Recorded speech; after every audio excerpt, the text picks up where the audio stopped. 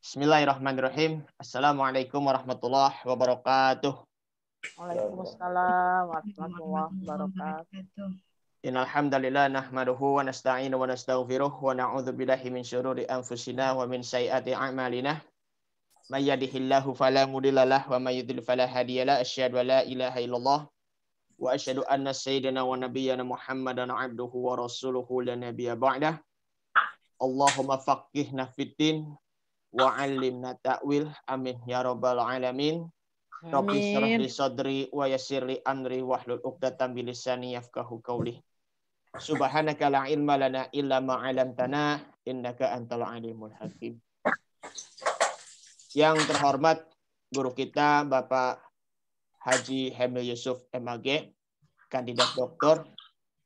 Yang kami hormati Bapak Ibu sekalian, para asatizah sekalian, yang tidak disebutkan satu persatu namun tidak mengurangi rasa hormat atau takzim saya. Puji syukur kehadirat Allah Subhanahu wa taala, kita dapat berkumpul kembali bersama secara daring. Ya, mudah-mudahan taklim kita sekaligus silaturahim kita dapat berjalan dengan lancar dan mendapatkan hikmah dan ilmu yang bermanfaat untuk kita di dunia dan di akhirat nanti. Amin. Dan kita akan persiapkan diri dalam menyambut bulan suci Ramadan. Ya, di mana bulan Ramadan ya mestinya kita akan memperbanyak membaca Al-Qur'anul Karim khususnya.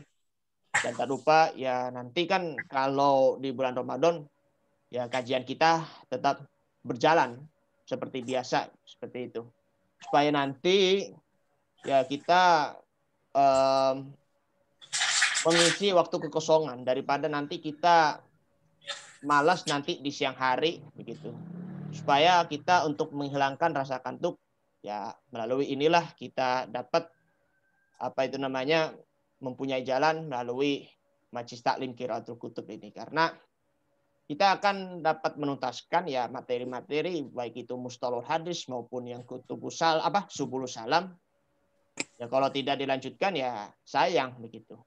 Ya. Yang penting nanti ya waktunya ya masih sama lah, jam siang jam 1 sampai jam 2:30 menjelang asar, ataupun ya menjelang ibu-ibu ya kita mempersiapkan untuk masak-masak lah, membuat takjil lah, membuat makanan-makanan buat nanti futur ya untuk menghidangkan di buka puasa nanti di bulan Ramadan nanti. Moga-moga nanti di bulan Ramadan akan mendapatkan hikmahnya dan kita tetap bersyukur pada Allah Subhanahu wa taala. Mari sama-sama kita membaca Ummul Quran Suratul Fatihah. Al-Fatihah ila hadratin Nabi Mustafa sallallahu alaihi wasallam wa ala alihi wa azwajihi wa dzurriyyatihi wa qarabati ajma'in. Cuma ila arwahi khususan ta'lifu ilmu mustalahul hadis Fadilatul Syekhul Alamatu Muhammad ibn Shalih Al-Utsaimin. Wasuma ta'lifu subul salam syahru bulughul maram Fadilatul Syekhul Alamatu Muhammad ibn Ismail As-Sun'ani annallaha ta'ala yu'lihim darajatihim fil jannah wa yu'idu alaina min barakatihim wa asrarihim wa anwarihim wa ulumihim wa nafahatihim fid din wad dunya wal akhiratil Fatihah. A'udzu billahi minasyaitonir rajim. Bismillahirrahmanirrahim. Alhamdulillahirabbil alamin arrahmanir rahim maliki yaumiddin. Iyyaka na'budu wa iyyaka nasta'in ihdinas siratal mustaqim siratal ladzina an'amta 'alaihim ghairil maghdubi 'alaihim waladdallin. Amin. Rabbighfir lana wa liwalidayna amin. Sebelum kita mulai seperti biasa dimohon untuk di-mute dulu mikrofonnya ya. Supaya nanti tidak terganggu taklim kita. Dan nanti setelah materi ya seperti biasa kita akan beri 5 penanya. Maksimal 5 penanya. Baik, di-mute dulu silakan Bapak Ibu mikrofonnya. Ustadz Sulaiman, Pak Nuryan, Bu Zakiyah Fahmiyah ya. Di-mute dulu silakan. Ustadz sekarang halaman 18 Ustadz Dirga. Ya. Wal aslu fiha al-hal. Ya, sekarang kita di mana? Ya, Di Hamawal ada sekarang. Diulang sedikit Pak Zul. Ya, diulang sedikit. Oh, baik. Ya, biar nyambung. Ya, nyambung. Baik. Baik, Bapak Ibu semuanya, ini dimuliakan Allah Subhanahu wa taala, kita akan mempelajari kembali yaitu tahammul wa'ada. Tahammul wa'ada itu istilahnya itu apa itu namanya? penerimaan dan periwayaan hadis. Kita dibahas satu persatu terlebih dahulu tahamul hadis, yaitu penerimaan hadis. Baik, langsung saja kepada Bapak Haji Helmi Yusuf MAG. Kepadanya beliau kami persilahkan. Baik, terima kasih Ustaz Dirga. Assalamualaikum warahmatullahi wabarakatuh. Bismillah, alhamdulillah, wassalatu wassalamu ala sayyidina Muhammad ibn Abdillah wa ala alihi wa sahbihi wa man tabi'ahu wa nasarahu wa wala wala hawla wala quwwata illa billah amma ba'du. Para bapak, para ibu, sahabat sekalian, wabil khusus Ustaz Dirga selaku host yang saya hormati, kita bersyukur pada Allah Subhanahu wa taala bahwa siang hari ini kita bisa melanjutkan kembali kegiatan kita ta'lim via Zoom yang sudah kita laksanakan setiap hari Senin dan hari Rabu. Mudah-mudahan apa yang kita laksanakan ini selalu mendapatkan keridhaan dari Allah Subhanahu wa taala sebagai ganti dari taklim yang mungkin dilaksanakan oleh para ulama salaf melalui pertemuan langsung, namun karena situasi dan kondisi sekarang ini sehingga akhirnya pelaksanaannya sedemikian itu tidak mungkin dilaksanakan dengan sebaik-baiknya, maka kita jangan sampai terlena ya, apalagi akhirnya tidak belajar sama sekali, maka akibatnya hilanglah ilmu, hilanglah keberkahan dalam hidup kita. Maka walaupun mungkin melalui jalur Zoom yang pertemuan antara kita ini mungkin terpisah jauh, baik tempat maupun jarak, ya, namun insya Allah tidak mengurangi fadilah thalabul ilmi. Satu daripada fadilah thalabul ilmi yang kita cari dan kita inginkan adalah Rasulullah bersabda, man salaka tariqan yaltamisu fihi ilman sahalallahu lahu tariqan ilal jannah. Siapa saja yang menempuh jalan untuk mencari ilmu, maka Allah akan berikan baginya kemudahan untuk masuk ke dalam surga. Mudah-mudahan ya kita walaupun melalui Zoom ini masuk dalam kategori orang yang man salaka tariqan yaltamisu fihi ilman, orang yang menempuh jalan untuk mencari ilmu. Salawat dan salam semoga selalu tercurah ke hadirat baginda Rasulullah sallallahu alaihi wasallam, dengan harapan salawat dan salam ini menjadi wasilah Rasulullah bisa kenal kepada kita dan kita mendapatkan syafaat Allah semua pada hari kiamat nanti. Amin ya rabbal alamin. Para bapak, para ibu, kita mengulang sedikit tentang tahammulul hadis. Tahammul hadis itu dimaknai kalau kita sekarang ini mungkin belajar hadis, ya. Tapi memang karena ini hadis, itu berbeda dengan belajar-belajar yang lain, kira-kira begitu, ya. Di pesantren-pesantren kali sekarang, kalau kita melihat belajar fikih, cukuplah, ya. Ada kiai yang ahli dalam bidang fikih, lalu membuka kitab fikihnya, membuka halaman berapa dan lain sebagainya, lalu dijelasin. Tidak ada banyak persyaratan di pesantren itu kalau ngaji, para bapak, para ibu, itu mungkin waktu yang paling enak untuk tidur itu di situ kali Pak. Ya, saya ngalamin dulu tuh kalau ngaji, emang ngajinya udah malam gitu, kadang-kadang ya udah jam 9 baru kiai baru datang karena banyak urusannya. Nah udah tuh kita ngajinya juga di hamparan gitu ya, di ruang gede gitu, di aula. Ya sangat memungkinkan kita akhirnya ketiduran tuh. Nah kalau dalam ngaji hadis kayak begitu nggak boleh tuh, ya nggak bisa ngaji hadis sambil tiduran begitu, ngaji hadis sambil tidur bener-beneran nggak bisa. Harus orang yang ngaji hadis itu dalam posisi sadar seutuhnya, memahami apa yang disampaikan guru. Selesai ngaji hadis, itu apa yang dibicarakan guru harus betul-betul dia ingat dan harus betul-betul dia hafal. Ya, kalau seandainya hari itu dia nggak menghafal, besok harus ngaji lagi, ulang lagi hadis pada hadis yang sama. Kalau kita ngaji di pesantren, hari ini ngaji halaman 17, besok lanjut ke 18, besok lanjut ke 19. Ya kiai kagak mau tahu anaknya mah santrinya itu bisa atau enggak, yang penting dia udah ngajar gitu ya. Kalau memang ada ulangan nanti ya tinggal ngulangin atau tinggal nyuruh baca muridnya, ya yang salah dikeplak paling-paling begitu. Kalau dalam hadis nggak bisa, ya harus ada persyaratan-persyaratan tertentu. Kita Kita lihat di sini, wa syurutuhu salasatun. Adapun syarat-syarat ngaji hadis, mengambil hadis, menerima hadis itu ada 3. Yang pertama at-tamyiz, yaitu kedewasaan berpikir, ya. Wa huwa fahmul khitab warad jawabahu ala shawab, yaitu memahami komunikasi dan mampu menjawab dengan benar. Ini tanda luar, ya. Jadi tanda orang itu dianggap tamyiz itu adalah mampu berkomunikasi dengan siapa saja, terutama kepada orang yang dewasa begitu. Dan kalau ditanya, dia mampu menjawab dengan jawaban yang benar. Ya, ditanya namanya dia bisa menjawab, ditanya bapaknya dia bisa menjawab, tanya ibu, tanya alamat rumahnya yang singkat, ya. Paling tidak dia akan menjawab dekat rumah si Anu gitu misalnya, itu dia bisa menjawabnya gitu. Ada orang yang ditanya kan belum tentu menjawab, belum tentu bisa menjawab. Nah, ini adalah tanda-tanda luar daripada tamyiz, ya. Wal ghalibu ayyakuna 'inda tamami sab'i sinin. Umumnya itu terjadi tamyiz ini ketika sempurna 7 tahun. Maka sahabat sekalian, kalau kita lihat Rasulullah nikah dengan Aisyah itu tidak memandang umur. Aisyah itu masih 7 tahun. Dianggap oleh peneliti atau pembicara era modern sekarang bahwa 7 tahun itu adalah usia yang amat sangat minim, sangat kecil, dan belum bisa bisa apa-apa. Padahal tamyiznya Aisyah itu berbeda dengan tamyiznya orang-orang sekarang kali atau anak-anak sekarang ini. Ya. Anak-anak sekarang ini ya 7 tahun mungkin belum bisa berbuat apa-apa kali, ya.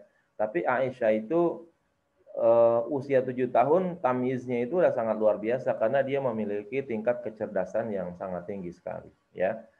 Nah, maka ketika nikah usia 7 tahun lalu nanti bergabung bersama Rasulullah di Madinah ketika usia 9 tahun, itu Aisyah sudah merupakan istilahnya wanita yang memiliki tingkat kecerdasan yang sangat luar biasa, karena ya tidak ada satu hadis yang terkait dengan ahwal syahsiyah, ya, family law, hukum keluarga, hampir seluruhnya keluar dari Aisyah seluruhnya, ya. Semuanya itu yang kaitannya dengan urusan keluarga itu semuanya hadisnya itu datang dari Aisyah. Jadi berapa ribu hadis itu keluar dari Aisyah dan Aisyah menghafalnya dengan baik. Nah, disitulah mungkin salah satu hikmah kenapa Rasulullah misalnya nikah dengan Aisyah yang sudah memiliki tamyiz. Itu tidak ada lain adalah karena nanti dialog Aisyah dengan Rasulullah memang betul-betul harus Aisyah ingat secara utuh. Ini kait aja langsung nih dengan tamyiznya Aisyah dengan hadis Rasulullah begitu, ya. Nanti ketika seorang murid yang belajar hadis begitu juga ketika gurunya hari ini melafazkan hadis mulai dari yang pertama sanadnya, ya, hadasani atau hadasana fulan bin fulan bin fulan, hadasana fulan bin fulan sampai hadasana, ya, Umar bin Khattab, hadasana Rasulullah sallallahu alaihi wasallam qala. Tuh sampai situ tuh urutannya aja pada saat itu juga harus dihafal oleh sang murid, ya, harus diingat tuh begitu. Kalau nggak ingat hari itu, oh berarti besok belajar lagi dari mulai lagi hadis yang sama itu. Habis qala Rasulullah berarti ada matannya itu, matan hadis. Matan hadis sependek apapun atau sepanjang apapun yang disampaikan oleh guru hadis itu juga saat itu juga harus dihafalkan. Itu udah menjadi keharusan, dan kalau tidak ada tamyiz pada diri seseorang nggak mungkin orang itu mampu mengingat dengan baik. Syarat kedua adalah al-aqlu. Fala yasihu tahammulil majnuni wal ma'tuhi. Maka tidak sah, ya, penerimaan hadis atau belajar hadis dari orang gila dan dari orang idiot, ya. Jadi berakal itu penting, tapi belum tentu orang berakal itu masuk dalam kategori tamyiz. Karena banyak orang yang berakal tidak gila, tidak idiot, tapi belum tamyiz, ya. Nah, itu seperti itu, harus dibedakan. Jadi sekali lagi tamyiz ini merupakan kedewasaan berpikir, ya, bukan kedewasaan umur. Dalam Islam persyaratan-persyaratan yang penting itu rata-rata bukan persyaratan umur. Maka tidak ada di dalam Islam itu misalnya nikah harus umur berapa, nggak ada. Ya, baik laki maupun perempuan kalau urusan nikah dia sudah tamyiz belum, dia berakal atau tidak. Nah, Nabi membentuk tamyiz, akal dan kemampuan dalam mencari nafkah dan berhubungan itu disebutkannya dengan al-ba'ah. Man istata'a minkumul ba'ata falyatazawwaj. Nah, itu gabungan di situ ada tamyiz, ada akal, ada kemampuan mencari nafkah, ada kemampuan berhubungan dengan pasangannya. Nah, itu namanya disebut dengan al-ba'ah. Yang ketiga, as-salamah minal mawani'. Ya. Selamat atau terhindar dari segala hal-hal yang mencegah. Hal-hal yang mencegah diterimanya hadis dari sang guru kepada sang murid, ya. Maka dikatakan di situ fala yasihu ma'a ghalabati nu'asin, maka tidak sah belajar hadis atau menerima hadis disertai dalam kondisi sangat ngantuk. Aulagatin kathirin, atau sangat sibuk, atau sangat bising, ya, bising yang sangat kuat, bising yang sangat keras. Ausyagilin kabirin, atau sibuk yang besar, ya, sama tuh. Kalau lagot itu banyak suara-suara selain suara gurunya begitu. Ada misalnya kayak suara di pasar begitu, ya, itu nggak boleh. Atau syagilin kabirin, itu sang murid giliran belajar itu punya kesibukan yang lain gitu, ya. Misalnya sambil bekerja, itu nggak bisa, ya. Kalau udah belajar hadis, guru, murid, ya, itu tadi di atas syarat 1-2 itu adalah anak atau peserta pelajarnya yang tamyiz, yang akal. Terus ketika sudah berhadapan dengan guru, si murid harus dalam keadaan sadar, harus dalam keadaan segar, ya. Suasananya tidak boleh berisik. Sang murid juga tidak boleh dalam keadaan sambil-sambilan. Itu nggak bisa begitu, ya. Berikutnya wa anwa'uhu katsiratun. Macam-macamnya ada banyak, di antaranya naikin Pak Sutria. Ya. Yang pertama macamnya adalah asima min labzi syekh, mendengar dari ucapan sang guru. Ya. Wa arfa'uhu ma yaqa'u imla'an. Yang paling tinggi derajatnya kalau terjadi dalam bentuk imla, dikte, begitu, ya. Jadi ngaji sama guru itu harus proses mendengar. Guru ngucapin, qala Rasulullah sallallahu alaihi wasallam innamal a'malu binniyat. Tuh satu. Nah, murid langsung tuh harus dengar itu. Lalu kemudian harus saat itu juga bisa mengingatnya dengan baik. Nah, yang paling tinggi dari proses mendengar ini adalah proses imla. Artinya apa? Sang guru mengimlakan, mendiktekan ucapan-ucapannya kepada satu-satu muridnya gitu. Muridnya satu-satu tuh harus diimlain tuh. Kalaupun mau rame-rame tetap mereka harus dengar bareng-bareng seluruhnya. Nah, kemudian ngetes sang guru tadi, ayo Fulan baca, Fulan baca, Fulan baca, tuh begitu. Malam itu juga atau detik itu juga di saat imla atau si syekh menyampaikan hadisnya, itu sang syekh sudah harus mengetes kemampuan sang murid, ya, sampai di mana tuh dia ingat hadis yang disampaikannya tadi. Kalau memang udah ada alat tulis, ya maka sekarang si murid itu harus menulis, ya, melalui proses imla dari sang gurunya, begitu, ya. Kemudian al-qiraah yang kedua, ya, ala syekh wa yusamma al-arad. Ya, yang kedua adalah membaca di hadapan guru yang disamakan dengan al-arad, ya, al-arad. Kalau bahasa kita tuh ngaji sodoran begitu, ya. Seorang murid punya buku, punya kitab yang dikarang oleh syekh atau dikarang oleh ahli hadis. Dia punya sanad, lalu dia di depan guru membaca satu persatu, ya. An fulan bin fulan, an fulan, an fulan, an Rasulullah sallallahu alaihi wasallam qala Rasulullah innamal a'malu binniyat. Nah, saat itu dibacakan, lalu kemudian sang murid harus ingat tuh apa yang dibacakan di depan gurunya tadi itu, ya. Itu. Yang ketiga al-ijazah, yaitu pemberian ijazah, pemberian izin. Wa hiya ayyadana syekh bi riwayati anhu, yaitu sang guru memberikan izin periwayatan dari dirinya, sawaun adina lahu labzan aw kitabatan. Sama saja dia memberikan periwayatan bagi sang muridnya dalam bentuk lafaz ataupun tulisan. Ini yang tingkat ketiga nih ya. War riwayatu bil ijazah, dan periwayatan dengan ijazah sahihatun adalah sah ya, sahih inda jumhuril ulama, menurut jumhur ulama ahli hadis, li du'a il hajati ilaiha, karena ada panggilan kebutuhan kepada periwayatan tersebut. Jadi ini merupakan cara murid belajar ngaji hadis kepada sang guru. Simak itu tadi katanya mendengar. Mana mungkin mendengar dilakukan oleh orang yang ngantuk. Sulit dah kalau begitu. Orang yang gila, orang yang idiot, nggak mungkin. Terus al-qiraah, membaca, nggak mungkin dibacakan atau si murid tidak mampu membaca lalu terus disuruh baca begitu. Berarti pada saat sang murid belajar hadis, dia sudah harus mampu membaca ya dengan bacaan yang baik. Ya, sudah mengenal huruf dengan baik dan sudah mampu membaca lah pokoknya. Artinya kalau ada murid yang membacanya masih lemah begitu, maka dia tidak boleh melalui proses membaca. Dia harus melalui proses mendengar langsung menghafal gitu ya. Misalnya gurunya membacakan anpulan, qala Rasulullah SAW, innamal a'malu binniyat. Itu kalau ada anak masih kecil belum mampu membaca, didiktein tuh, diimlain, ya. Sekali, 2 kali, 3 kali sampai anak itu hafal, baru ya dilepas.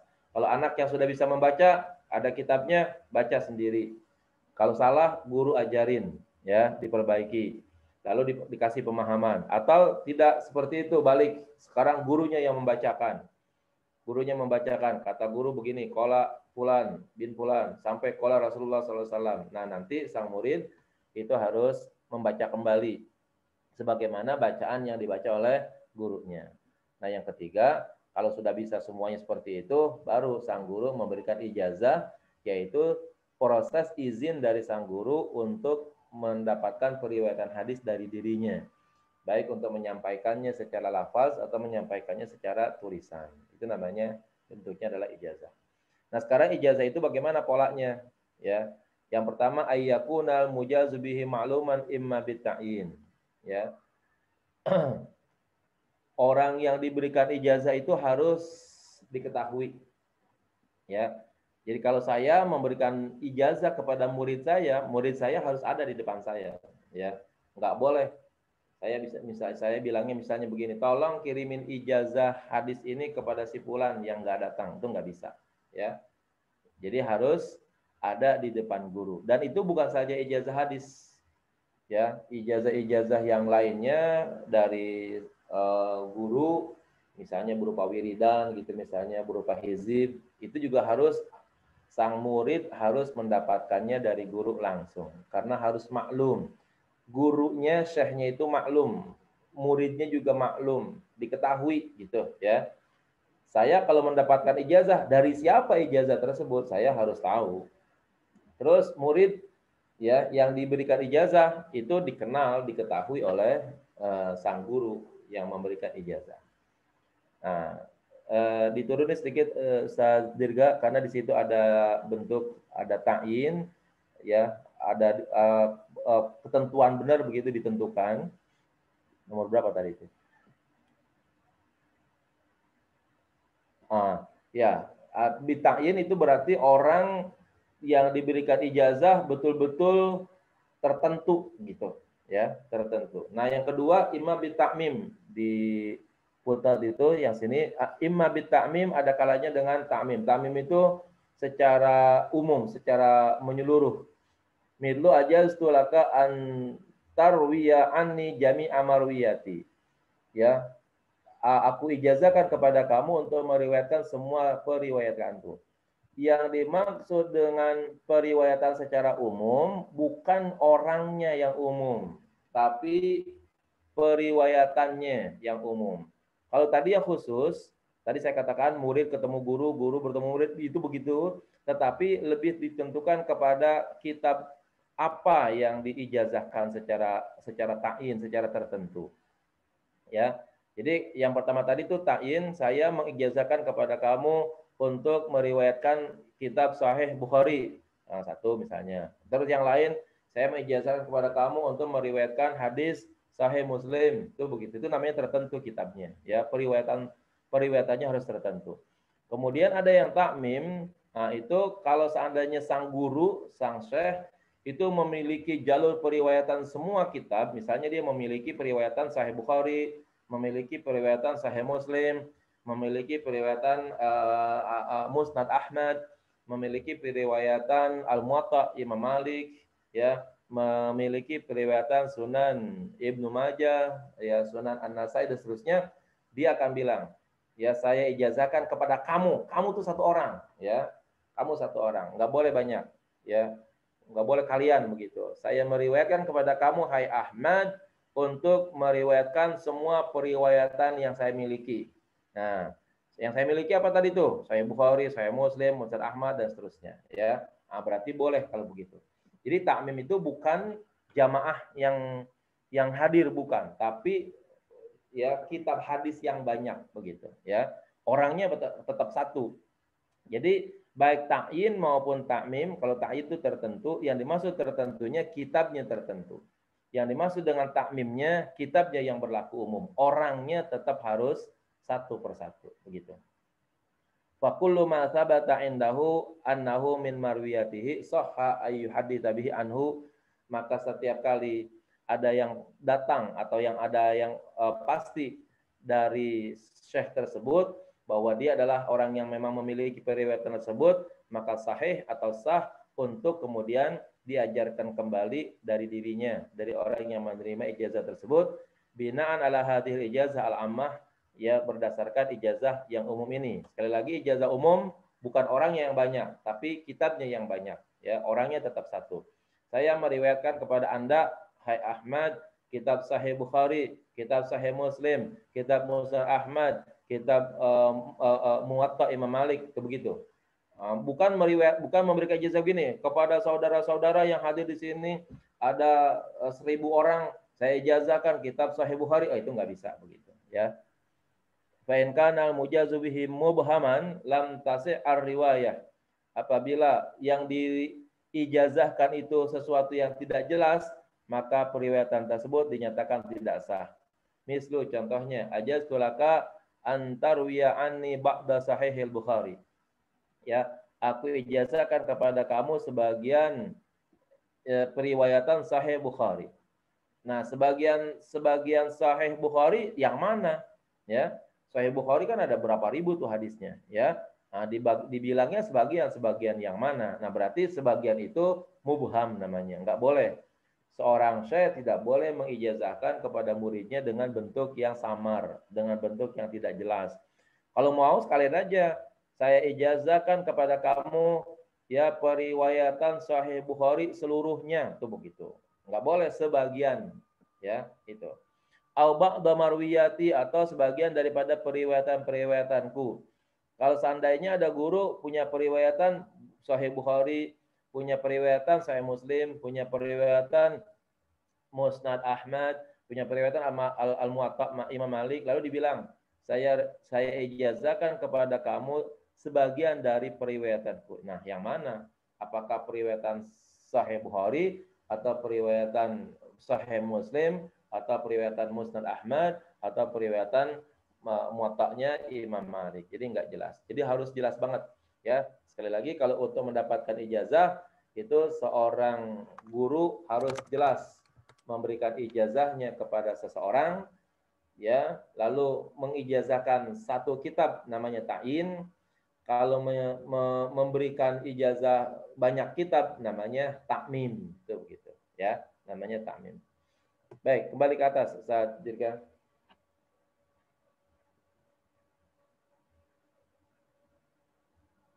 Ya, nomor 2 sekarang. Ayyakun al-mujaz lahu mawjudan fala tasihul ijazah lima'dumin la taba'an wala istiqlalan. Orang yang diberikan ijazah itu harus ada. maka tidak sah ijazah itu kepada orang yang tidak dikenal atau tidak ada. La taba'an wala istiqlalan. Tidak sah juga kepada yang ikut dan yang bergantung kepadanya, ya. Diturunin sedikit saat Dirga ke footnote 71. Ya.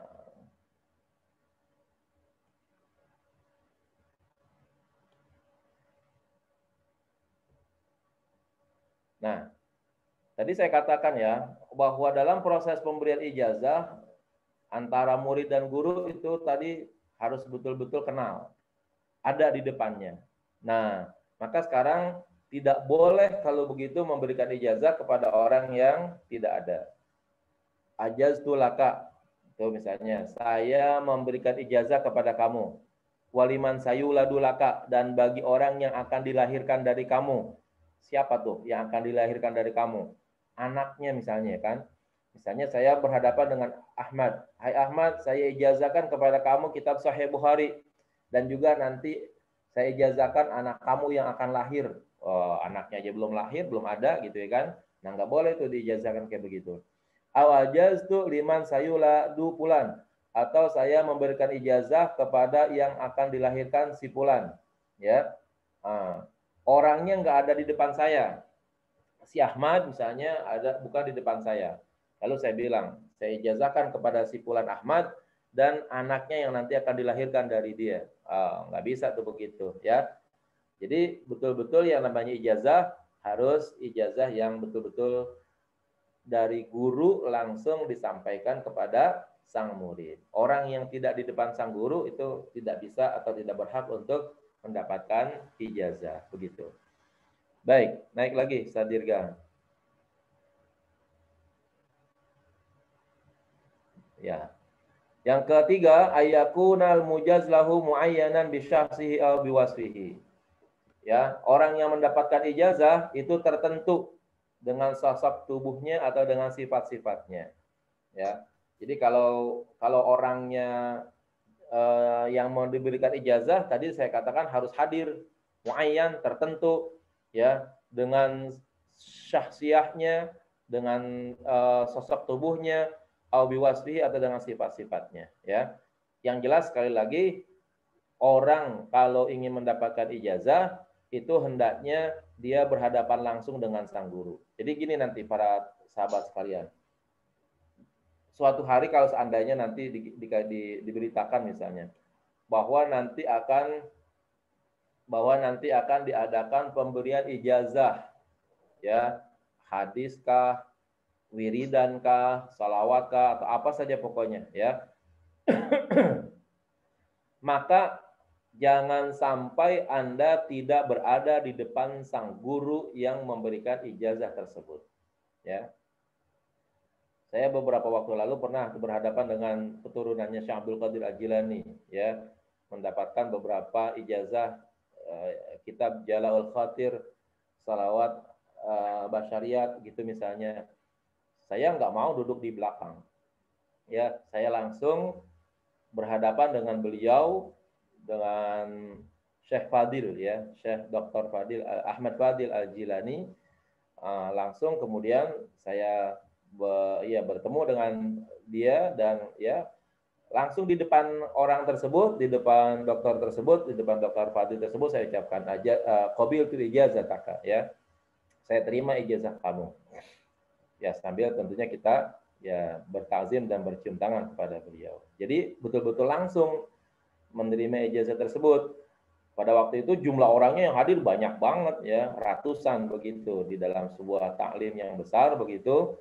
Nah, kalau seandainya begitu caranya, ya saya mungkin tidak ada nilainya lah mendapatkan ijazah yang seperti itu kalau bentuknya secara bersama-sama. Jadi saya harus menemukan orang tersebut, di depannya saya bilang saya terima ijazahnya, kemudian ya saya bersalaman dengan beliau sebagai tanda terima, begitu. Ya, nah itu mestinya itu begitu. Di dalam hadis kah, di dalam apakah, semuanya harus begitu modelnya, ya. Nanti kalau ada pemberitaan seperti itu, tolong Anda juga polanya seperti itu, ya. Kalau seandainya ada pemberitahuan bahwa nanti akan diadakan ijazah ammah begitu misalnya, pemberian ijazah secara umum, maka Anda punya inisiatif sendiri, temui sang kiai, sang guru, sang syekh yang memberikan ijazah tersebut, ya temui orangnya, katakan di depannya, saya terima ijazah Tuan Guru, ya, lalu bersalaman kepadanya, ya. Kalau kayak kita tuh kayak ijab kabul begitu, ya, ijab kabul kan bentuknya biasanya bersalaman. Baik, berikutnya adalah adaul hadis, yaitu iblaghuhu ila ghairihi. Menunaikan hadis maknanya adalah menyampaikan hadis kepada orang lain. Ya. Kalau kita belajar hadis berarti kita belajar kepada sang guru, ya, syekh. Nah, sekarang dari kita selaku murid, ya, yang sudah mendapatkan hadis ingin menyampaikan hadis kepada orang lain. Nah, itu namanya disebut dengan adaul hadis, ya. Namanya disebut dengan adaul hadis. Saya ingin menyampaikan sedikit para sahabat sekalian, para bapak, para ibu, ya. Dalam kasus seseorang menyampaikan hadis atau belajar hadis, maka memang memiliki peraturan dan persyaratan, ya. Kemudian juga penilaian terhadap hadis-hadis yang dia pelajari, ya. Dia harus tahu tuh, saya hari ini belajar hadis, hadis apa? Perawinya siapa? Ya, sanadnya siapa? Lalu nilai hadisnya itu nilai hadis sahih atau nilai hadis hasan atau mungkin nilai hadis dhaif, ya. Itu harus jelas begitu. Karena sekarang saya dengan syekh saya itu memang dalam kondisi mempelajari hadis gitu. Jadi harus tegas, harus jelas proses tersebut. Kemudian bagaimana bedanya dengan orang yang sedang berdakwah, ya? Dikala orang berdakwah lalu kemudian dia menyampaikan hadis, berarti pada waktu itu namanya bukan forum hadis, ya. Bukan dalam rangka menuntut ilmu tentang hadis. Maka di saat itu seseorang tidak perlu untuk tahu, ya, apakah hadisnya sahih atau hadisnya hasan atau hadisnya dhaif, itu enggak penting. Yang terbaik orang yang menyampaikan hadis itu harus menyampaikan sanad hadisnya, gitu aja. Itu satu. Yang kedua, kalau bisa menyampaikan sumber dari kitab mana, begitu. Itu aja udah. Ya, jadi kalau saya misalnya atau Ustaz Dirga tuh berceramah, ya, saya akan menyampaikan hadis qala Rasulullah SAW, gitu misalnya. Nah, sampaikan saja tuh sanadnya, anpulan qala Rasulullah. Nanti Bapak bisa cek dalam kitab ini, itu begitu, ya. Kalau kita ceramah tuh kayak gitu. Itu kalau gitu namanya kita sudah menyampaikan hadis sesuai dengan tugas kewajiban kita tuh menyampaikan hadis apa adanya dan benar kalau begitu. Ya. Dan di situ tidak perlu digugat hadis tersebut, ya, mau hadis sahih, mau hadis hasan, mau hadis dhaif, itu kagak penting. Karena forumnya bukan forum hadis, ya, forumnya adalah forum dakwah. Nah, kalau forumnya betul-betul forum hadis, menyampaikan hadis, nah itu nggak jadi masalah. Maka nanti bapak-bapak, ibu-ibu, dalam kemampuan kita membaca misalnya, ya, bedakan mana membaca hadis, mana membaca kitab umum gitu. Misalnya kitab tentang tentang dakwah gitu misalnya, tentang fadilah bulan Sya'ban, tentang fadilah bulan apa, bulan Ramadan gitu misalnya. Kalau yang dibaca bukan kitab hadis, kita nggak perlu nuntut hadis itu sahih atau bukan, ya. Misalnya kitab Durratun Nasihin kali begitu, ya. Sebenarnya kita nggak perlu nuntut hadis ini sahih atau hasan atau dhaif, nggak penting. Karena memang bukan hadis itu kitabnya. Ya, itu kitab mau'izah hasanah kalau kita bilang. Kalau yang namanya mau'izah hasanah, menasehati orang kan tidak harus berdasarkan hadis. Ya, kita lihat saja kondisi orang tersebut membutuhkan apa, ya di situ kita nasihati gitu, ya. Jadi nggak penting kalau kita lagi membaca kitab mau'izah hasanah untuk kita cari, kita utak-atik hadis ini sahih atau tidak sahih. Selagi orang tersebut menyampaikan sanad, ya, anpulan, qala Rasulullah, udah selesai sebenarnya, ya. Berarti itu tanggung jawab adalah tanggung jawab musannif daripada kitab tersebut, ya.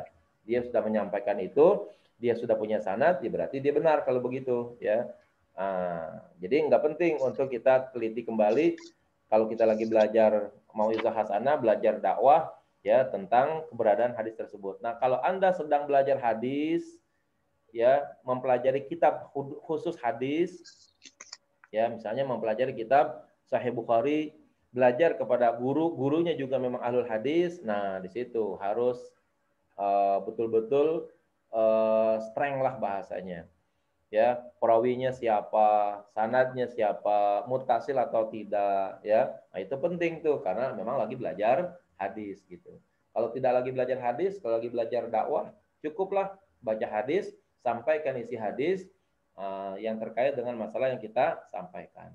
Nah, ini kadang-kadang orang tidak bisa menempatkan dirinya ketika dia berceramah atau dia berdakwah atau forumnya forum apa. Ada orang yang dengan gayanya arogan banget begitu. Apakah hadis tersebut hadis sahih? Apakah hadis tersebut hadisnya muttasil? Ya, apakah hadis periwayatnya siapa dan lain sebagainya. Ini berarti itu forumnya forum hadis atau forum ceramah umum kalau begitu, ya. Nah, ini penting untuk dibedakan dan dijelaskan begitu. Kadang-kadang orang-orang sekarang tuh yang belaga-belaga ngerti hadis ngomongnya selalu kayak begitu, ya. Mana dalilnya? Dalilnya sahih atau tidak, ya, dan lain sebagainya. Sebenarnya kalau dia masih bertanya mana dalilnya, berarti kan dia sendiri sebenarnya dalam kondisi tidak tahu kalau begitu, ya. Baik. Wali qabulil ada'i syurutun minha, dan untuk untuk diterimanya penyebaran atau penyampaian hadis itu harus memenuhi syarat, diantaranya al-aqlu. Ya, orang yang menyampaikan hadis adalah orang yang berakal sehat. Wala yuqbalu min majnunin wala ma'tuhin, maka tidak sah, tidak bisa diterima, ya, atau tidak boleh diterima hadis yang disampaikan oleh orang gila, orang idiot. Wala mimman dhahaba tamyizuhu likibarin aw ghairihi, dan juga tidak diterima dari orang yang hilang tamyiznya, hilang kecerdasan akalnya gara-gara tua atau lainnya, misalnya sakit. Ya. Ada orang berakal tapi tamyiznya hilang gitu. Enggak gila sih sebenarnya, tapi karena dia tua, nah hilang tuh tamyiznya. Kalau kita bilang di sini apa ya? Pikun ya. Nah, enggak, dia orang pikun kan bukan orang gila ya. Orang pikun tuh bukan orang gila dia. Istilahnya artinya, Alzheimer apa istilah orang pikun itu. Dia bisa berubah kondisi dan situasi kondisinya itu banyak lupanya aja kemungkinan besarnya. Kayak kalau orang yang biasa sholat gitu misalnya, ya jam 11 kadang-kadang dia udah sholat zuhur gitu misalnya, ya sebelum maghrib dia udah sholat maghrib gitu karena pikunnya. Nah, ini kalau orang ahli hadis sampai terjadi sedemikian, maka dia tidak boleh diterima untuk saat itu karena hilang tamyiznya gitu, ya. Kemudian yang kedua adalah al-bulugh, sudah dewasa. Ya, fala yuqbalu min saghirin, maka tidak boleh diterima hadis dari anak kecil. Ya. Wa qila yuqbalu min murahiqin yuthafu bihi. Tetapi dikatakan bisa diterima dari anak yang prabaligh. Kalau baligh itu umurnya 15, nah murahiq itu kira-kira ya 12-13 tahun, nah itu sudah dianggap murahiq namanya, ya. Sudah dianggap murahiq. Nah, itu sudah boleh. Tapi kalau masih anak kecil, sekalipun dia hafal hadis, nah untuk sementara menerima hadis dari dia itu nggak boleh, ya. Tetap untuk menerima hadis, dia harus dari orang yang sudah dewasa, yang memang sudah dinyatakan sebagai guru hadis. Kalau anak kecil hafal hadis, mungkin dia bukan karena guru, tapi karena dihafal kali hadisnya, ya. Yang ketiga, al-Islam. Ya, orang yang menyampaikan hadis itu harus orang Islam. Maka fala yuqbalu min kafirin, kita nggak boleh menerima hadis dari orang kafir. Walau tahammala, sekalipun pada waktu dia menerima hadis atau belajar hadis, wa huwa muslimun, dia dalam keadaan muslim. Contoh begini misalnya, ada seorang, anggaplah namanya si Fulan, tahun 2010 dia belajar hadis kepada guru hadis. Hadis yang dipelajarinya tuh musnadnya, sanadnya muttasil. Tapi tahun 2020 dia jadi orang kafir. Ya. Tahun 2020 dia jadi orang kafir. Pada waktu dia belajar hadis, dia orang Islam. Tapi pas 2020 dia jadi orang kafir, pindah agama, dia murtad. Lalu dia masih banyak mengingat hadis-hadis yang dipelajarinya dulu karena memang dia spesialisasi hadis begitu. Tapi jadi orang kafir. Sekalipun demikian, ya, dia tetap tidak boleh diterima hadisnya karena kondisi sekarang dia sudah dalam keadaan kafir sekalipun di saat dia dulu belajar dia dalam keadaan muslim. Ya, tuh, begitu tuh. Yang keempat al-adalah. Ya. Dulu dalam pelajaran awal, adalah itu maksudnya adalah istiqamah fid din wal muru'ah. Ya. Orang yang kokoh agamanya dan kokoh etikanya, baik etikanya. Maka dikatakan fala yuqbalu min fasiqin, maka tidak boleh diterima dari orang yang fasik. Orang yang fasik itu orang yang tahu salah tapi salah itu dikerjakan. Orang yang tahu haram, ya haram itu yang dikerjakan. Tapi tahu kebaikan malah ditinggalkan. Nah, itu masuk dalam kategori fasik. Walau tahammala wa huwa adlun, sekalipun pada waktu dia belajar itu dia dalam keadaan orang yang adil. Jadi orang yang sekarang fasik itu hadisnya tidak diterima. Walaupun pada waktu dia belajar hadis dengan gurunya, dia termasuk orang yang kokoh beragama, ya kegiatannya baik, akhlaknya baik. Tapi pas giliran dia sekarang ini jadi fasik, nah maka hadis-hadisnya tidak boleh diterima lagi. Yang kelima, as-salamah minal mawani', ya. Selamat daripada segala hal yang mencegah, ya. Maka fala yuqbalu min ma'a ghalabatin nu'as, tidak boleh menerima hadis dari orang yang sangat ngantuk, ya. Seorang guru, kiai, walaupun dia pandai, walaupun dia bagaimana hebatnya, kalau udah ngantuk, ya udah nggak bisa ngapa-ngapain. Maka kita tidak boleh ngaji, kita tidak boleh belajar di saat guru dalam keadaan ngantuk gitu. Ausyagilin, atau guru yang sedang sibuk dengan pekerjaan yang lain, ya. Yuqallaku fikrahu, yang dapat mengganggu pikirannya, ya. Kalau dulu kan orang dulu tidak selalu harus jadi orang kaya atau dulu dalam proses memiliki ilmu. Banyak orang-orang hebat, orang-orang pandai, tapi dia termasuk ya orang yang sederhana, bahkan masuk dalam kategori fakir miskin. Ada seorang ahli hadis misalnya, ketika dia lagi membelah kayu untuk persiapan dia masak, muridnya datang gitu misalnya. Nah itu muridnya harus nunggu dulu sampai sang guru selesai membelah kayunya begitu, ya. Jangan ketika guru lagi membelah kayu, lagi repot-repotnya cari bahan bakar untuk masak, ya ternyata dia minta ngaji di situ. Nah itu nggak boleh begitu. Dikit lagi Pak Sutria naik ke atas. Ya. Yang keempat, yang ketiga, mana tadi itu? Yang jim ya sekarang. Wasiaqul adapun bentuk mempelajari atau menerima hadis, ma yu'addi bihal hadis, ya, yaitu bagaimana hadis tersebut dapat diterima. Jadi nanti disebut dengan siyaqul ada. Seseorang dianggap betul-betul mempelajari hadis, menerima hadis dari sang guru, itu nggak boleh sembarangan.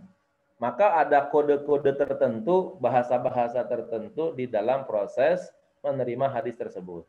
Ya, nah nanti ada beberapa peringkat di dalam proses penerimaan hadis tersebut. Yang pertama katanya adalah al-ula, yang pertama sami'tu, ya.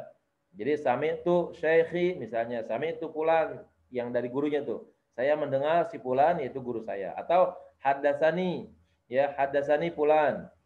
Kalau sami itu saya mendengar. Kalau haddatsani menceritakan kepada aku gitu. Nah, yang demikian itu idza sami'a wahdahu minasyekh. Kalau dia langsung mendengar dari sang syekh, dia juga belajarnya sendiri. Maka bacanya harus sami'tu dan haddatsani. Fa in kana ma'hu ghairuhu, apabila dia bersama orang lain, qala, dia harus berkata sami'na wa haddatsana. Tuh, kan repot kalau begitu, ya kan? Saya belajar sama guru. Pada waktu saya belajar itu sendiri atau berdua? Ya, kalau saya belajarnya sendiri, maka saya harus ngomong hadis yang tadi saya terima, saya ngomongnya sami'tu fulan, sami'tu syaikhi, haddatsani syaikhi, itu begitu.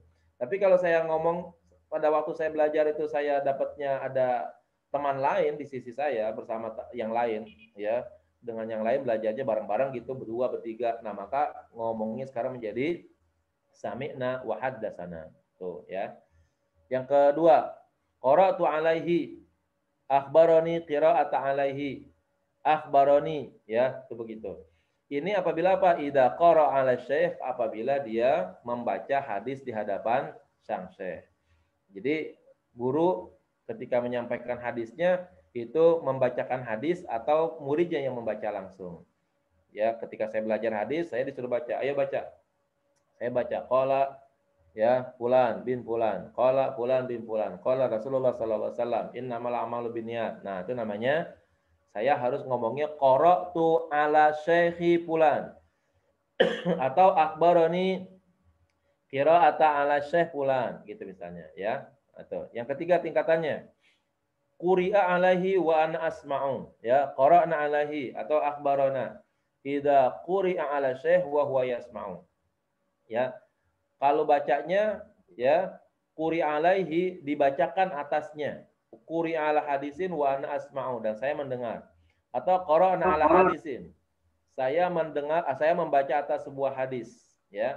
Nah, bagaimana kejadiannya begitu kalau seandainya dia dibacakan hadis di hadapan syekh tapi dia tidak langsung membaca tapi mendengarkan doang, ya. Saya hadir di majelis ilmu hadis. Ada orang yang sedang membaca hadis di depan guru saya, ya. Atau guru saya membacakan hadisnya di depan murid yang lainnya. Saya cuma mendengarkan doang. Nah, maka di saat itu tingkat yang ketiga, saya harus mengatakan qara'a alayya hadis gitu, ya. Atau ana asma'u. Qara'na ala hadisin, ya, dan seterusnya. Itu beda tuh nilainya. Kalau saya mendengar langsung dari guru saya dan disampaikan kepada saya, atau saya hanya mendengarkan orang lain sedang baca hadis gitu, ya. Itu hadis nggak bisa sama dengan bacaan-bacaan yang lain. Ar-rabi'ah yang keempat, akhbarani ijazah, ya. Haddatsani ijazah, amba'ani an fulan, idza rawi anhu bil ijazah, ya. Kalau dia mendapatkan periwayatan hadis melalui proses ijazah, ya, langsung diberikan izin begitu walaupun tanpa proses belajar kepada dia karena mungkin dia sudah alim dan diberitahukan, kamu sudah belajar Sahih Bukhari belum? Oh, sudah. Oke, kalau gitu saya ijazahkan. Saya ijazahkan kepada kamu periwayatan Sahih Bukhari yang saya miliki. Silakan kamu sampaikan. Nah, kalau begitu nanti saya menyampaikannya akhbarani syekh ijazatan gitu. Menyampaikan atau memberitakan kepada saya syekh atau guru saya sebagai ijazah. Jadi kepada dia mungkin saya nggak belajar, saya udah belajar lebih dahulu daripada yang lain. Saya hanya tinggal meminta izin saja supaya periwayatan beliau saya sampaikan, ya. Nah, ini pola-pola penyampaian hadis, ya, pola-pola cara-cara menyampaikan hadis ketika kita mendapatkan hadis dari guru-guru hadis begitu, ya. Baik, Ustaz Sutria, sudah jam 2. Baik, ini penjelasannya sangat luar biasa ya, tahamul ada ya. Beberapa waktu yang lalu, saya waktu kuliah S1 juga pernah membahas hadis di ulumul hadis, tahamul ada. Yeah. Sesungguhnya ada hal yang sangat berat sekali mengenai tentang tahamul. Orang kafir terutama. Yeah. Boleh nggak sih orang kafir itu mempelajari hadis? Boleh sih. Tetapi ya tidak bisa untuk menyampaikan ataupun meriwayatkan hadis kepada orang lain. Karena memang orang kafir itu kondisinya belum muslim maupun beriman, ya pasti ya diketahui, sudah tahu hadisnya itu dari seorang syekh itu seperti apa, kira-kira ya begitu. Beberapa waktu yang lalu saya juga pernah mendengar dari teman kuliah saya seperti itu, karena memang orang kafir ada yang juga belajar hadis, tetapi walaupun itu ya belajar hadis, tetapi tidak bisa untuk melakukan adaul hadis, meriwayatkan hadis kepada murid-murid ataupun orang lain. Kira-kira begitu, Ustaz Helmi Yusuf maupun bapak-bapak dan ibu-ibu para asatizah yang dimuliakan Allah Subhanahu wa taala. Baik, dipersilahkan pada Bapak Ibu penanya yang pertama. Silakan, ada yang ingin bertanyakan? Tidak harus kajian hadis ini ya, ibu-ibu, bapak-bapak, silakan. Yang lain, kalau saya bisa, insya Allah saya jawab. Boleh kitab fikih yang lain, pasti di situ ada yang inilah, ada yang hadis yang derajatnya kualitasnya sahih, hasan maupun dhaif gitu. Nah, ini apa namanya dari Bu Haja Febri. Bu Febri nanya langsung aja kali ya, tanpa melalui dari tulisan gitu. Nggak apa-apa Bu Febri. Bu Febri, Assalamualaikum. Oh, Ustaz Dirga, Assalamualaikum. Oh, Bu Nena dulu Febri ya. Yang nanya. Ya Bu Febri, tapi melalui dari tulisan. Oh, nggak apa-apa, Bu Febri aja dulu. Bu Febri ya. Aja. Kalau Bu Febri sih melalui dari Ya. tulisan sih. Beliau bertanya begini. Nggak apa-apa kan duluan. Iya sih. Ustadz, bolehkah menerima ijazah tersebut yang didengarnya atau belajarnya via online? Pertanyaannya sekarang seperti nggak itu. bisa. Menurut aturan nggak bisa. Karena tidak bertemu langsung dengan sang guru. Walaupun melalui video sekarang ini. Ya. Karena dalam kajian hadis itu nanti ada harus persyaratan satu majelis. Ya. Harus ada antara guru dan antara syekh dan murid itu harus ada di dalam satu majelis. Ya. Tapi sih mungkin ulama-ulama modern sekarang sangat memungkinkan memperbolehkannya. Tapi bagi saya pribadi, saya menyatakan tidak bisa. Ya. Jadi antara murid dan guru itu harus betul-betul berada di satu majelis yang sama dan harus bisa bertemu dengan orang tersebut gitu. Nggak bisa melalui perantaraan. Begitu, Bu Febri. Baik. Silakan Ibu Ustazah Kanti. Iya. Hanya ini aja Ustadz. Jadi syarat untuk menyampaikan, melihat tadi pola-pola penjelasan Ustadz terkait penyampaian hadis, itu berarti apakah syarat dari seseorang untuk menyampaikan hadis juga kita itu adalah orang yang harus sudah diberi ijazah?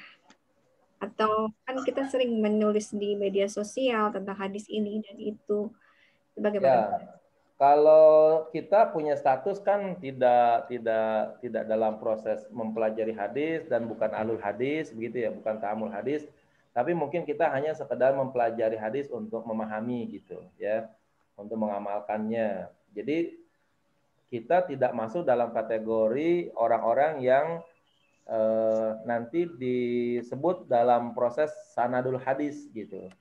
Jadi kalau bagi kita ya cukuplah kita sampaikan hadis tersebut baik langsung ataupun via medsos dan lain sebagainya sebagai bagian daripada dakwah. Makanya beda tadi itu ya saya katakan kalau medianya media dakwah atau media hadis gitu kan.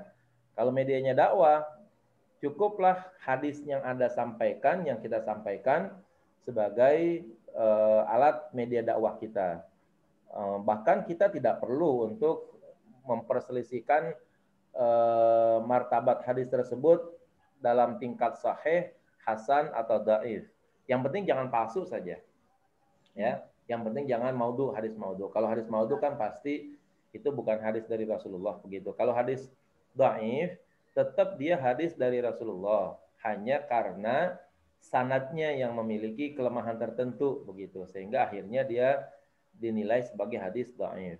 Dalam hal proses fadhailul a'mal, hadis dhaif itu boleh diajarkan dan diamalkan. Nah, jadi kalau kita berada pada media dakwah, tidak penting kita menyampaikan dengan kata-kata sami'tu, qara'tu, hadasana, ya, hadasani dan sebagainya. Enggak. Karena kita memang bukan orang yang dalam proses belajar hadis atau media hadis atau alul hadis. Nah, kalau memang kita mau serius ke dalam media seperti itu, ya kita harus betul-betul yang pertama bertemu dengan ahlul hadis dari syekh gitu ya. Harus ketemu dengan syekhnya. Nggak boleh kita cuma baca kitabnya doang gitu.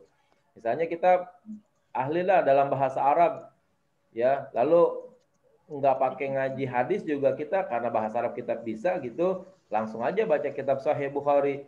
Ya, kalau baru sekedar innamal a'malu binniyat kan kita ngerti bahasanya, bukan begitu. Tapi bagi ahlul hadis nggak bisa begitu. Ya, bagi seorang ahlul hadis, dia sekalipun pandai-pandainya mengerti bahasa Arab, tapi belum pernah bertemu dengan guru hadis, berarti dia dianggap bukan ahlul hadis, atau dia bukan dalam bidang hadis, dia tidak bisa dijadikan sebagai standar dalam proses penerimaan hadis gitu ya. Kalau dia sebagai kiai, sebagai ulama yang menyampaikan sebuah hadis, ya bisa diterima. Tapi kalau dia dianggap sebagai orang yang mumpuni dalam bidang hadis, itu bukan bidangnya. Harus cari orang yang betul-betul tekun di dalam hadis, belajar hadis, sanad dari guru ke guru berikutnya itu mutasil. Nah, barulah dia dianggap sebagai ahlul hadis. Kalau sekedar pintar bahasa Arab lalu kemudian bisa menerjemah hadis, itu bukan ahlul hadis namanya, begitu ya. Kalau buat ceramah aja nggak apa-apa seperti itu ya. Insyaallah paham tuh Ustaz. Syukran. Baik, Bapak Ibu, para satisa. Silakan, ada yang ingin bertanya lagi? Pertanyaan yang ketiga sekarang. Bu Nena?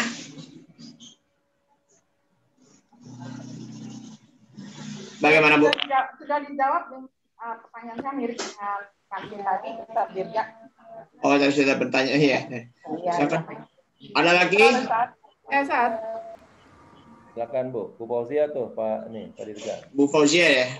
Silakan Bu Fauzia.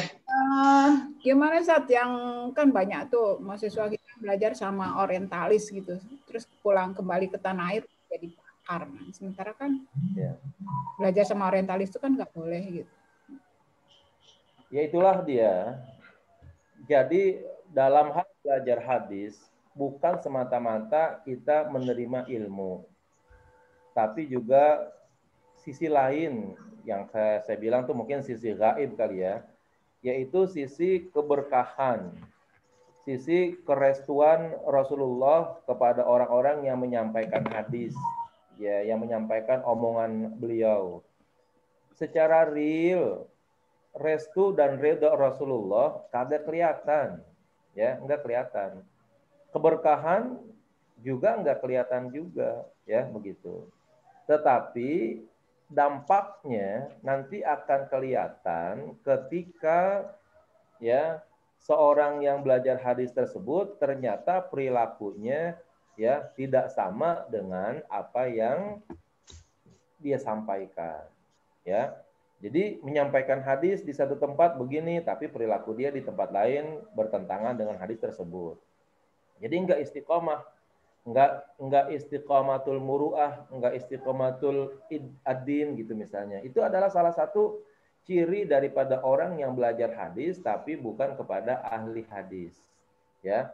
Di Belanda itu ada fakultas apa namanya? Islamologi apa kalau nggak salah begitu, ya. Leiden University itu. Leiden University, ya. Iya, di Leiden ada fakultas khususnya namanya Islamologi kalau nggak salah begitu ya. Itu yang ngajar di sana tidak bisa istilahnya lulusan S1, S2 gitu. Memang di sana harus doktor paling rendah, yang apalagi kalau itu profesor. Tapi persyaratan yang lebih tinggi daripada itu, orang-orang yang harus ngajar di Islamologi tersebut itu adalah orang-orang yang betul-betul hafal Quran dan hafal hadis. Kalau jurusan hadis, kalau jurusan tafsir harus hafal Quran. Sekalipun si guru tersebut, si profesor tersebut itu adalah orang kafir. Ya, agama nggak penting, tapi keilmuan itu dipentingkan. Ya, kematangan dalam bidang ilmu penting, tapi agama nggak penting. Jadi jangan heran kalau Anda misalnya kesempatan belajar di Leiden, di Universitas Leiden tersebut, di Fakultas Islamologi, lagi belajar tentang puasa begitu, membahas ayat ya ayyuhalladzina amanu kutiba alaikumusiyam, harinya di bulan Ramadan, saat lagi ngajarin sang dosen ya, terus makan, minum, ngerokok, itu jangan heran. Ya. Iya. Karena apa? Sang dosen memang profesor dalam bidang Islamologi, hafal dalam Al-Qur'an, hafal dalam hadis, tapi kan bukan orang Islam. Jadi dia nggak puasa, gitu aja, ya. Nah, yang begini itu berakibat nanti hilangnya ketersambungan ruhiyah ya dengan Rasulullah dan hilangnya atau putusnya keberkahan dari mempelajari ilmu tersebut, sehingga akhirnya antara yang disampaikan dengan yang diperbuat itu bisa nyimpang begitu, ya. Maka penting bagi kita untuk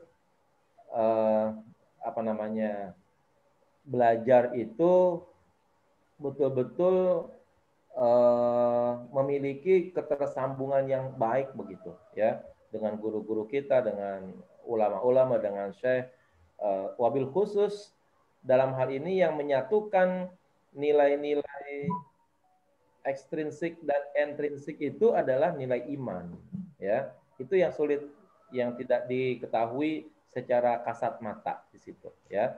Sehingga antara satu orang dengan orang lain itu bersatu di dalam keimanannya itu, gitu. Jadi ada koneksitas Saya langsung dimiliki yang habis. antara seorang murid dan seorang guru, ya itu melalui keimanannya itu.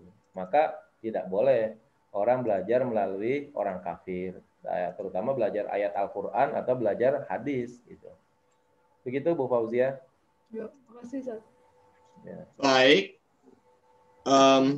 Penanya yang ke berapa ini? 1, 2, 3. Bu Fauzia yang ketiga ya. Baik, penanya yang keempat silakan. Pak Lukman Hamim, bagaimana?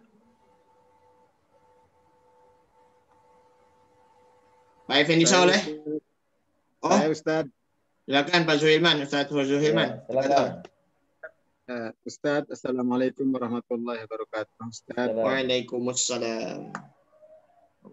Ana pernah dapat penjelasan Ustaz. Itu kodifikasi hadis itu telah dilakukan zaman Umar bin Abdul Aziz. Sehingga semua hadis yang levelnya sahih, hasan, dhaif, maudhu dan lain-lain sudah terbukukan jelas gitu Ustaz. Nah, sehingga katanya kita sekarang sudah tidak relevan, Pak Zul, cari-cari sanad, katanya. Bang sanad itu sudah ada, an Abdullah bin Amrin dan seterusnya, qala Nabi, hadisnya sahih. Itu sekarang kita nyari guru yang adil aja, yang mumpuni ilmunya. Itu Ustaz katanya. Bagaimana pendapat Ustaz? Assalamualaikum warahmatullahi wabarakatuh. Umar bin Abdul Aziz pada waktu itu kalau dihitung-hitung kira-kira baru mengkodifikasikan berapa biji hadis gitu kira-kira ya. Oh gitu. Dilihat dari hadis-hadis Rasulullah yang jumlahnya ribuan gitu, ya kan? Baik. Memang pada waktu itu ada perintah kepada Syekh Romah Hurmuzi dari Abdul Aziz untuk membukukan hadis karena khawatir ahli-ahli hadis itu wafat, ya. Lalu hadis-hadisnya enggak tertata, enggak tertulis. Nah, mulailah ya itu diadakan proses penulisan hadis. Tapi sampai saat itu kan belum semuanya, ya. Terus sampai ke imam-imam ahlul hadis, ya. Itu kan jaraknya antara Umar bin Abdul Aziz ke Imam Bukhari jauh, ya. Termasuk imam-imam fikih. Pada masa Imam Syafi'i, Imam Bukhari aja belum lahir, misalnya begitu, ya. Jadi kodifikasi itu memang terlalu jauh. Terus apakah kemudian kalau sudah dibukukan hadis lalu sanadnya berhenti? Tidak. Sanad berhenti ketika sampai kepada seorang yang membukukan hadis tersebut gitu, ya. Karena dia memang sudah menulisnya di saat dia menulis buku tersebut, maka sampai dia ya itu dari dia ke Rasulullah nyambung. Nah, sekarang dari kita ke Rasulullah nyambungnya melalui siapa kalau begitu? Ya. Kalau Pak Zulhilman misalnya mau belajar hadis, ya, itu kan harus punya sanad yang mutasil, ya. Nah, maka tidak ada yang disebut berhentinya sanad, ya. Kenapa? Karena ya dari Imam Bukhari misalnya, Sahih Bukhari. Imam Bukhari adalah sanad terakhir dari hadis-hadis yang Imam Bukhari tulis, gitu. Nah, sekarang kalau saya ingin kembali menyambung hadis-hadis Imam Bukhari supaya saya juga punya kesambungan sanad sampai Rasulullah dan sampai guru terakhir yaitu kepada Imam Bukhari. Nah, sekarang kan saya kalau gitu harus mencari murid-muridnya Imam Bukhari kalau begitu, ya. Nah, muridnya Imam Bukhari si Fulan, terus ngajarin lagi kepada muridnya si Fulan, anggaplah Fulan A, mengajarkan kepada Fulan B, ngajarin lagi Fulan C, anggaplah sampai 5 orang misalnya. Lalu saya bertemu dengan murid Imam Bukhari yang punya sanad adalah ya Tuan Guru Syekh C gitu misalnya, ya. Nah, saya harus berguru kepada dia supaya saya memiliki sanad yang yang sanadnya nyambung kepada Imam Bukhari. Satu itu begitu, ya. Yang kedua, dari Imam Bukhari nyambung kepada Rasulullah. Nah, itu pentingnya menyambungkan sanad, Pak Zulhilman di situ. Jadi nggak boleh terputus dengan anggapan sudah tidak penting lagi sanad, ya. Kenapa? Karena sudah berhenti di Imam Bukhari. Oh, tidak. Maka Rasulullah menyatakan as-sanadu minaddin, katanya. Sanad itu adalah bagian daripada agama. Kalau tidak ada sanad, nanti orang berkata semaunya aja, itu begitu, ya. Nah, maka saya kalau pengen mendalami hadisnya Imam Bukhari harus memiliki guru yang sanadnya sampai kepada Imam Bukhari. Supaya apa? Supaya hadis-hadis yang Imam Bukhari riwayatkan itu bisa saya riwayatkan kembali, begitu. Memang sampai Imam Bukhari udah selesai itu periwayatan. Tapi dari saya ke Imam Bukhari misalnya itu kan belum nyambung kalau begitu, ya kan? Jadi nggak bisa kalau kita dianggap sudah selesai karena Imam Bukhari sudah menyelesaikan sanadnya. Iya, dari Imam Bukhari ke atas sampai Rasulullah sudah selesai. Tapi dari kita ke Imam Bukhari kan perlu ada tali penyambungnya kembali begitu, ya kan? Supaya sanad kita ke Imam Bukhari nyambung lagi gitu, ya. Nah, itulah pentingnya adanya sanad begitu. Begitu, Pak Zul. Baik, syukuran Ustaz. Afwan. Baik, penanya yang terakhir, kelima.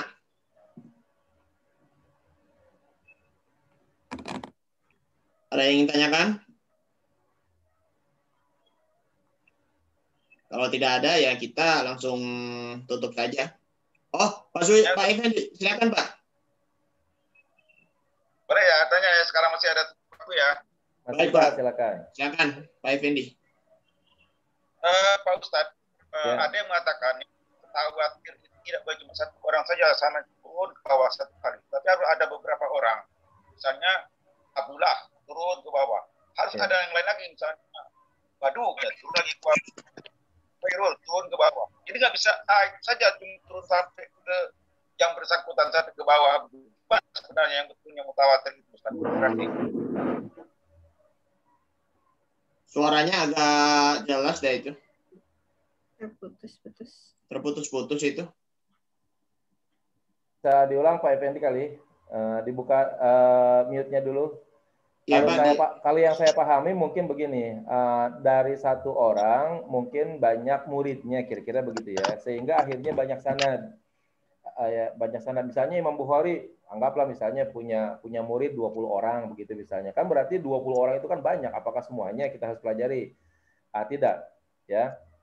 Jadi sebagai bentuk daripada mutawatir sebuah hadis, itu memang harus diriwayatkan oleh banyak orang, diterima juga oleh banyak orang. Jadi Imam Bukhari misalnya sebagai perawi terakhir gitu misalnya, dia punya murid yang banyak. Nah, maka semua periwayatan Imam Bukhari itu namanya periwayatan yang mutawatir karena banyak murid yang belajar kepada dia. Anggap sekarang Imam Bukhari punya murid 20 lah, ya nggak usah banyak-banyak karena 20 itu udah dianggap banyak. Nah, dari 20 orang itu maka itu namanya hadis yang Imam Bukhari sampaikan kepada 20 muridnya, itu namanya menyampaikan hadis secara mutawatir. Karena 20 orang itu nggak mungkin berbohong. Kira-kira begitu. Ya, sepakat semuanya atas apa yang Imam Bukhari sampaikan. Nah, nanti muridnya ini yang 20, setelah selesai belajar dengan Imam Bukhari, sangat memungkinkan dia punya murid lagi. Baik yang setingkat dengan Imam Bukhari atau yang lebih banyak lagi begitu. Nah, ini namanya periwayatan satu tingkat mutawatir, tingkat berikutnya mutawatir, tingkat berikutnya mutawatir. Nah, ini yang menjadi persyaratan sebuah hadis sahih. Ya, penting kita belajar kepada orang-orang yang memang memiliki tingkat murid yang banyak, yang mutawatir begitu. Tapi kita nggak perlu belajar kepada semua murid Imam Bukhari yang 20 itu, gitu.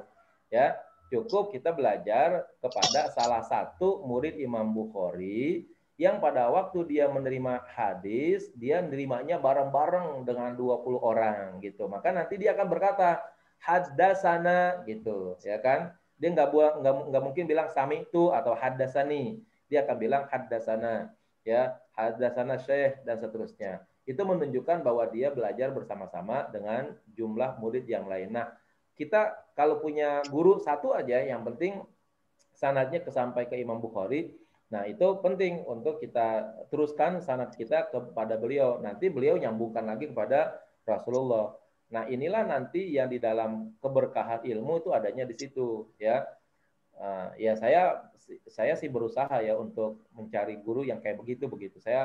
Beberapa guru saya itu kalau saya teliti dia punya menulis sanadnya dan semua sanadnya itu ketemu dengan Rasulullah.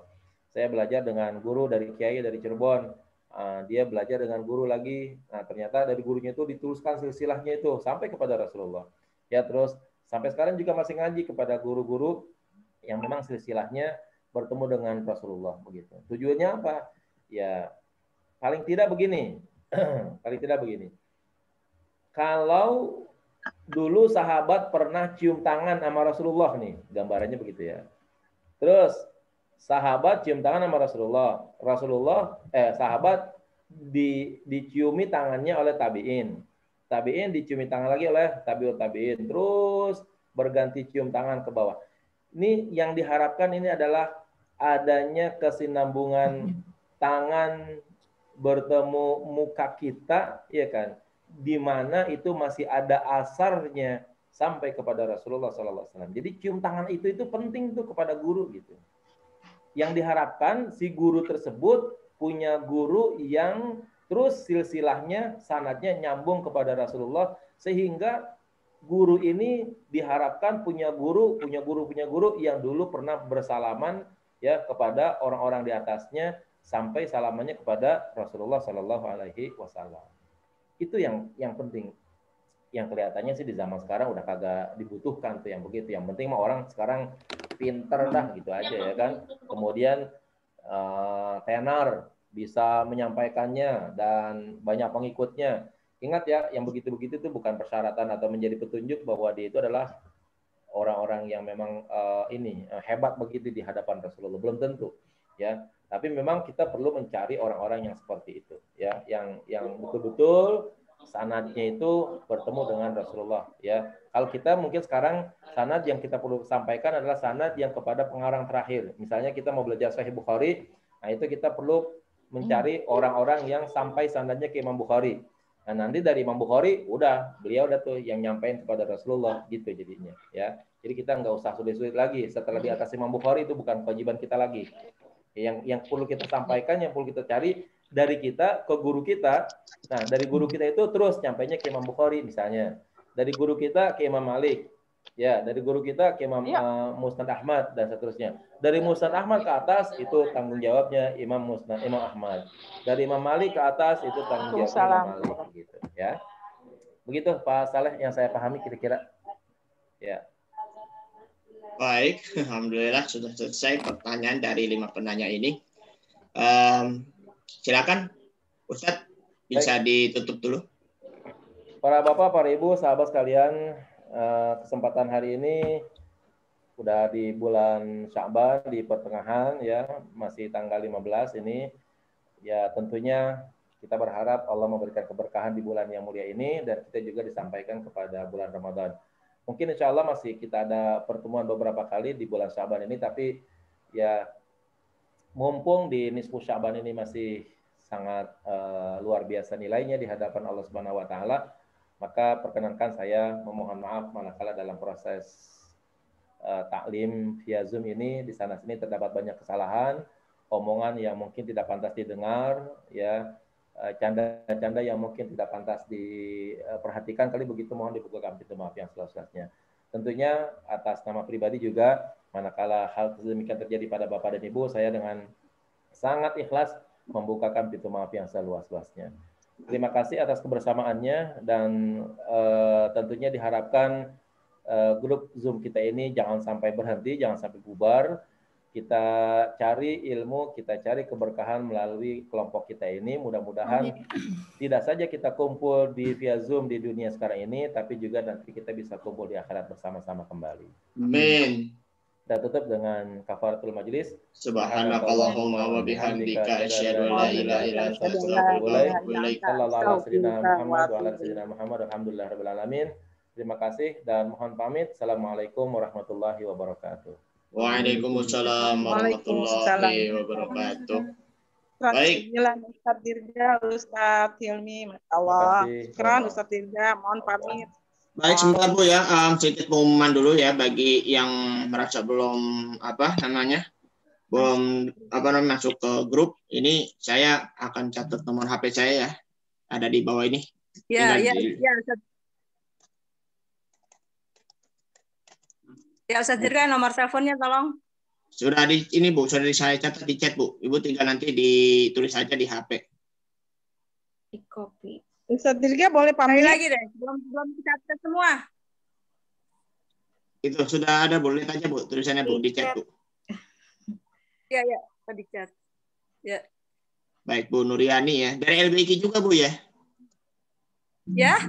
Dari LBK juga Bu Nuriani ya? Ya, dari LBK ya. Saya dulu diajar Ustaz Hilmi. Oh, sekarang sudah lulus Bu ya? Udah lulus. Berapa tahun Ustaz, lulusnya? saya belum kecatat semua nih, tolong nih. 0 sampai 0877 3 kali 433 1973. Iya, betul. 1973 ya? Iya, betul. Ya, makasih. Ya, saya mau minta dimasukin ke grup. Ya, makasih Ustaz. Sama-sama. Baik. Baik, ada apa Bu Nena? Dari mana Bu Nena? Udah keluar ya? Oh ya, udah. Baik. Saya selaku MC, saya juga pembawa acara sekaligus juga moderator. Ya juga mohon maaf ya kalau ada kesalahan-kesalahan dari saya sendiri selama selama kita belajar maupun selama kita taklim, dan juga mohon maaf kalau ada kata-kata yang kurang berkenan, kata-kata yang kurang pantas begitu. Ya dibukakan pintu maaf yang sebesar-besarnya. Moga-moga ini kita tetap berjalan terus, kita tetap istiqomah dalam belajar dan juga mengaji begitu. Saya juga masukin ke grup ya Pak Ustadz Dirga. Kenapa Bu? Saya masukin ke grup juga. Baik Bu Siti Mariati. Ya Ibu Siti ke. Ya. Pertama Ibu japri ke saya dulu, nanti saya masukin Bu Siti Mariati maupun Bu Nuriani ke grup ya. Nanti kan Ibu kan bisa tanya langsung ke Bapak nanti gitu. Ya, makasih. Baik. Saya akhiri dulu. Hadanallahu wa iyyakum ajma'in. Assalamualaikum warahmatullahi wabarakatuh. Waalaikumsalam warahmatullahi wabarakatuh. Pak Ustadz Dirga sih sekarang di LBG kelasnya kelas apa? Udah selesai.